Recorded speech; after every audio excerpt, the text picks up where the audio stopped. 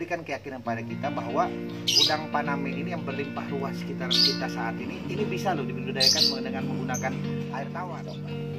Awal-awalnya saya tidak percaya, bisa enggak? Tapi ternyata begitu saya aplikasikan, ya alhamdulillah. Walaupun sudah terjadi dan saya melihat kenyataannya bisa hidup real, bisa hidup di sana, tapi saya semacam seperti bermimpi gitu.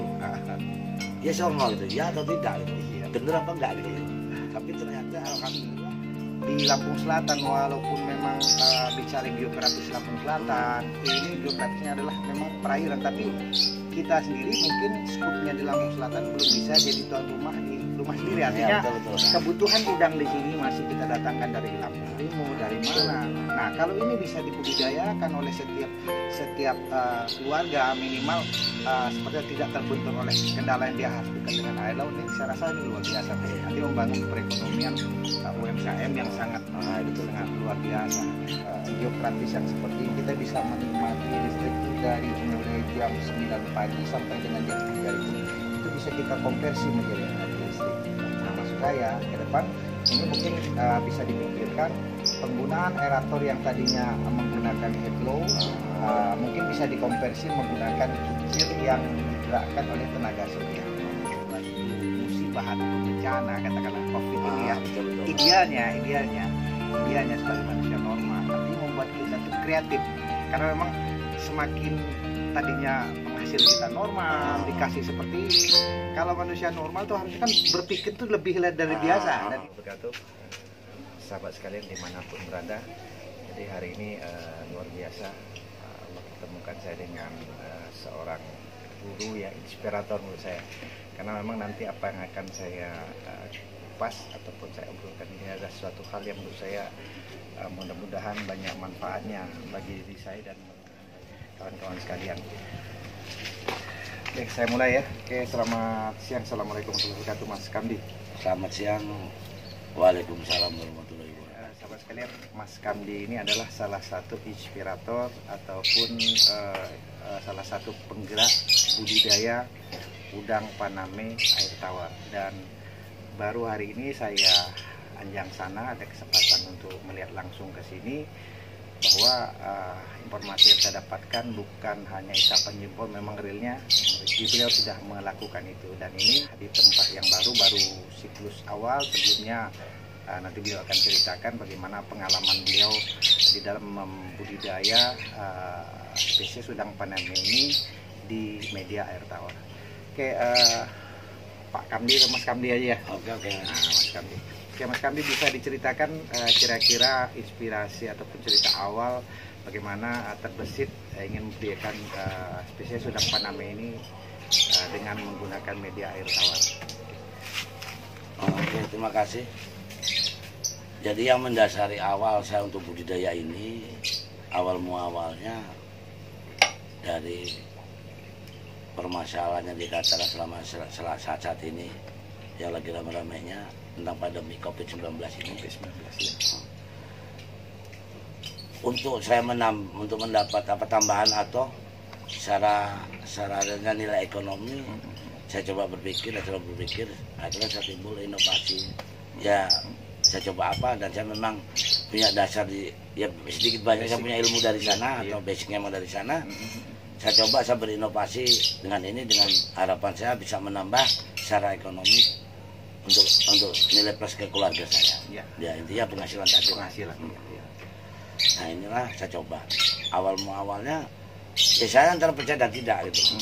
Kalau memang budidaya Paname air tawar ini bisa kita budidayakan di model rumah-rumah semacam ini.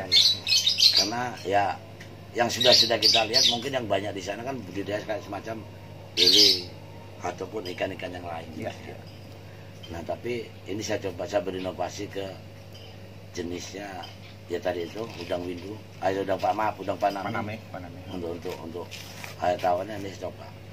Awal-awalnya saya tidak percaya atau bisa enggak, tapi ternyata begitu saya aplikasikan ya alhamdulillah. Walaupun sudah terjadi dan saya melihat kenyataannya bisa hidup real, bisa hidup di sana, tapi saya semacam seperti bermimpi gitu loh. Ya normal gitu, ya atau tidak gitu, bener apa enggak gitu.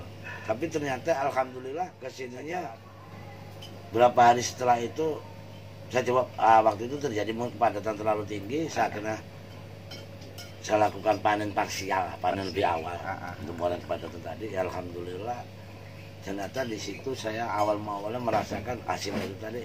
Waktu itu kalau nggak salah masih kena dengan size 100 tadi, masih harga per kilonya kalau nggak salah 63.000. Jadi saya sudah waktu itu kalau konkretnya senilai 5 juta sekian lah gitu. Dan di situ saya mulai meyakini gitu. Oh, berarti harus saya kembangkan lah.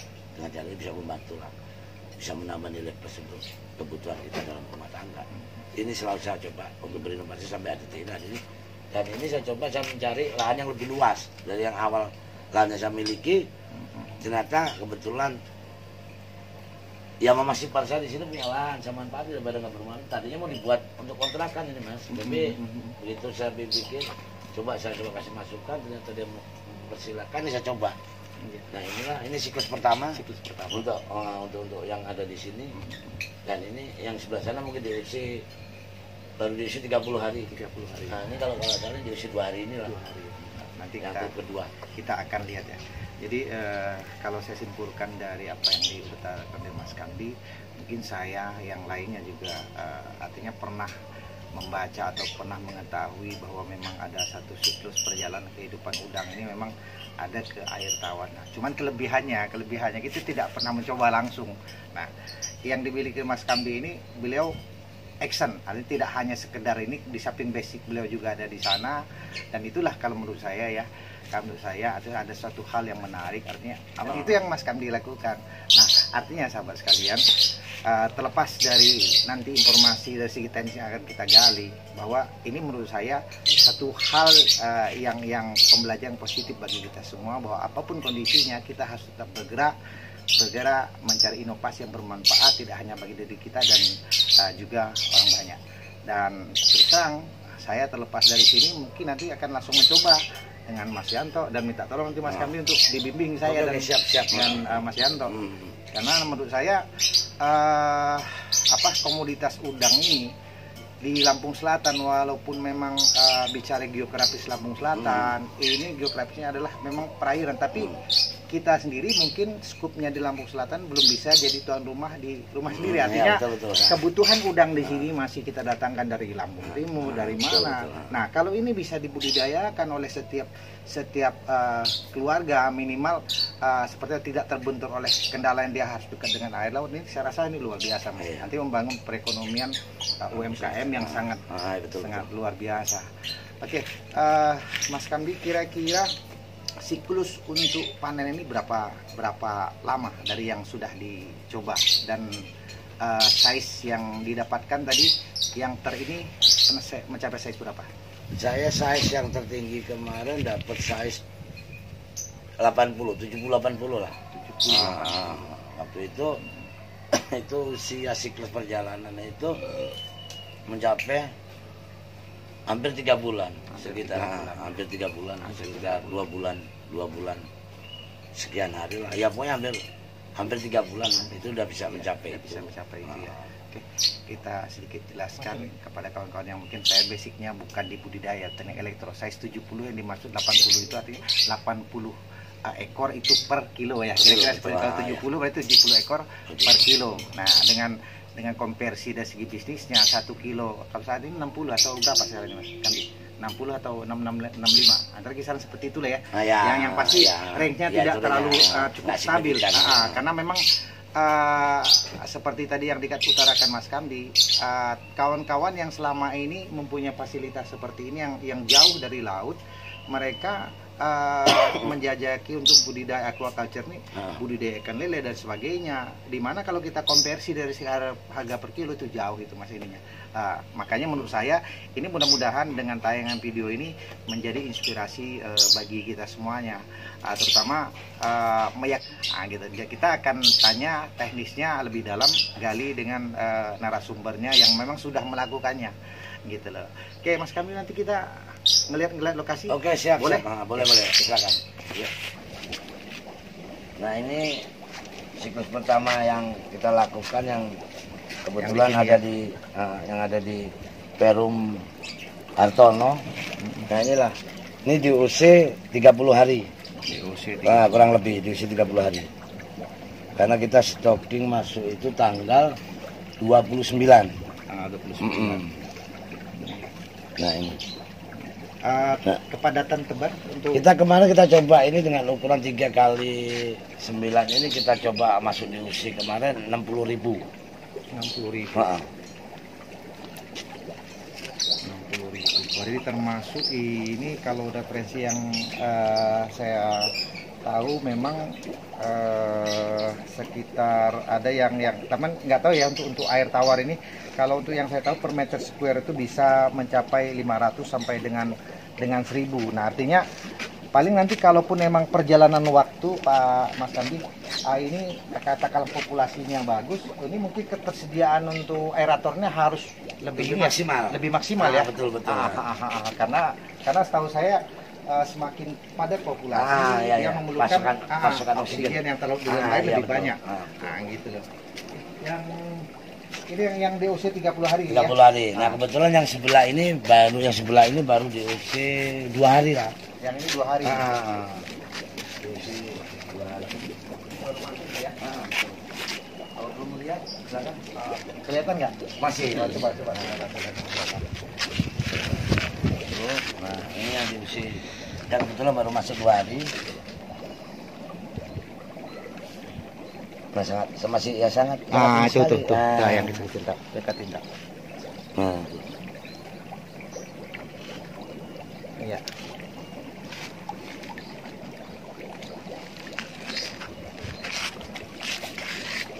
Dan ini benar-benar kita budidayakan di rumah-rumah dan memanfaatkan lahannya tersedia di perumahan-perumahan semacam ini. Iya. Ini tujuan inovasi kita. Kalau segi plus minusnya kayaknya lebih efisien dari segala aspek. Iya, dari segi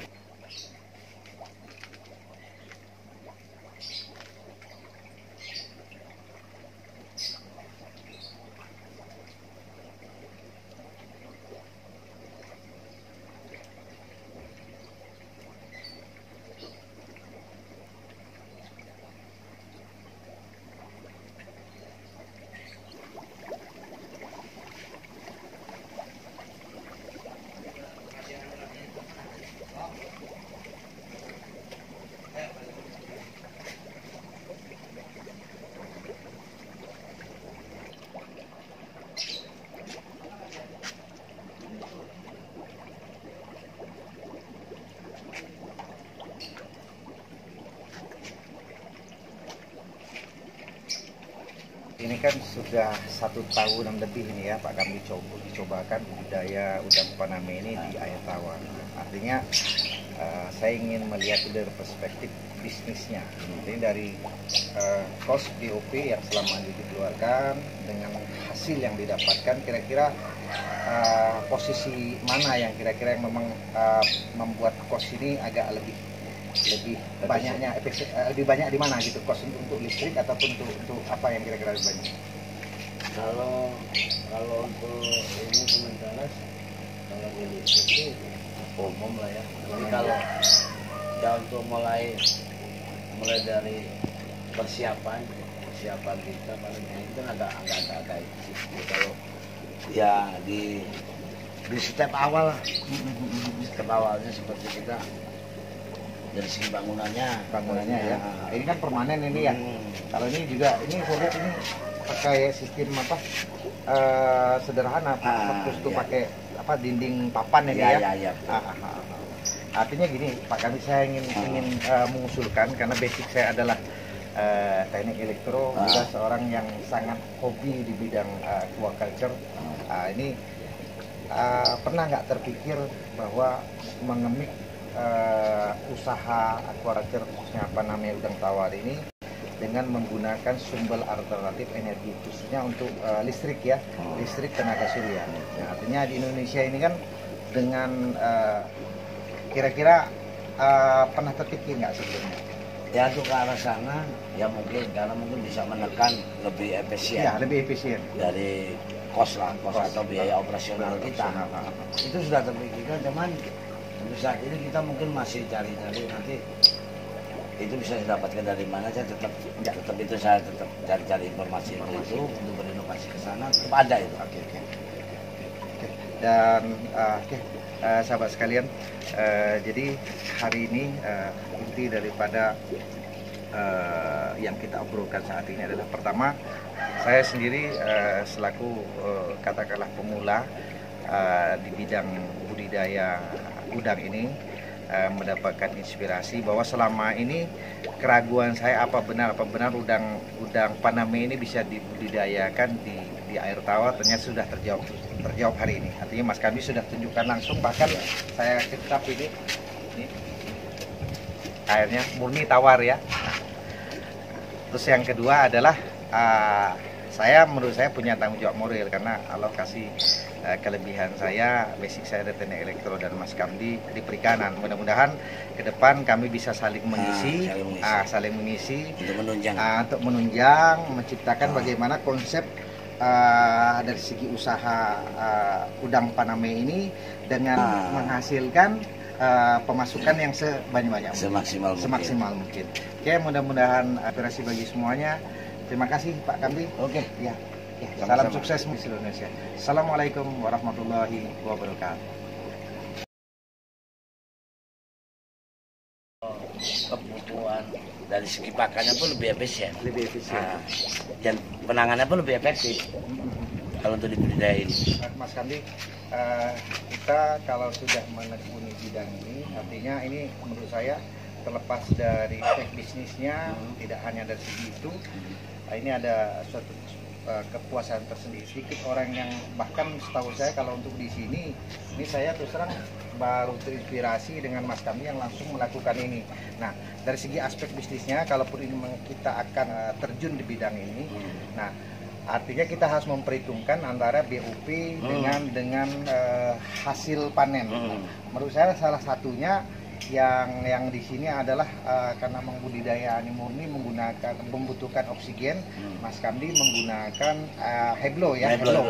Nah, saya sifatnya hanya ingin memberikan satu saran, karena saya sendiri terus terang saya sangat tertarik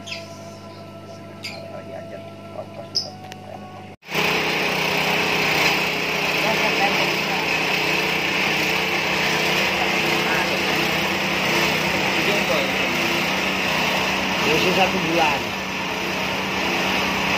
Nah, di sini inovasi saya dia dari penggunaan pakan alhamdulillah.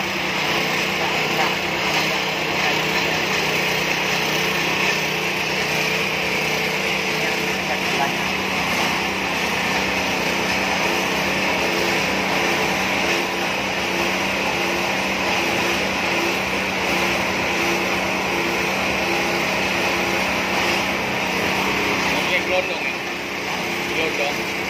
Paris. Tapi udah pakai. Blowernya mana? Oh, pakai root apa pakai apa? Heblo. Oh, buang masih ya? Iya. Ini yang kita pakai yang P100 masih buang. Iya. Kita kan kalau